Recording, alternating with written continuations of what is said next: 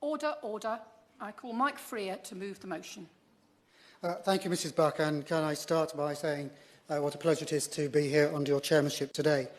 I beg to move that this House has considered HIV in women and girls. And, Mr Buck, if I could start, I'd like to thank my right honourable friend, the Prime Minister, my right honourable friend, the Member of Putney, and her ministerial colleagues for the ongoing commitment to international development and the 0.7% spending target. Despite the best efforts of the august Daily Mail and other media, it is good to see that our ministerial colleagues remain firm in its commitment to international development. As chair of the all-party group on HIV and AIDS, I called for the debate to provide an opportunity to reflect on the progress made and the challenges ahead in the response to HIV and AIDS, in particular in ending the AIDS epidemic as part of the Sustainable Development Goals, the SDGs. I wanted to use the debate as an opportunity to press my right honourable friend, the Minister, on the Government's commitment to these goals. The SDGs were adopted in September 2015 by UN member states to galvanise efforts to meet the needs of the world's poorest by the year 2030. The final framework outlined in the agreed text contains 17 goals and 169 targets, not a brief document.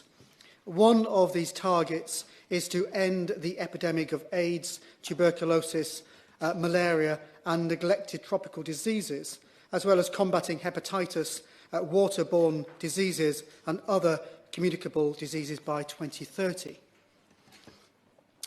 Chair, if the aim of ending AIDS as a public health threat by 2030 is to be achieved, the bulk of the progress must take place in the next 5 years if we are to bend the curve of the epidemic towards manageable levels.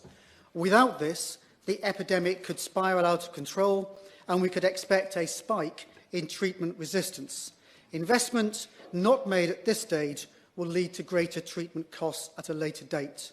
The joint United Nations programme on HIV, UNAIDS, agrees this and has released fast-track targets, the 90-90-90 targets, which aim to ensure that by 2020, 90% of people living with HIV know their status, 90% of those people are accessing treatment, and 90% of those on treatment are virally suppressed. If we achieve this, it will significantly reduce the number of onward transmissions of the HIV virus. Meeting these targets is a stepping stone that will ultimately make it possible to end AIDS as a public health threat by 2030 and avoiding an estimated 28 million HIV infections. And the latest figures released by UNAIDS show that nearly 16 million people are now accessing antiretroviral therapy known as ARVs. This is compared to 1 million people 10 years ago. That's good progress. In 2014, there were 2 million new HIV infections compared to 3.4 million people in 2001. And these figures do show that progress is being made, but they also underline that more needs to be done.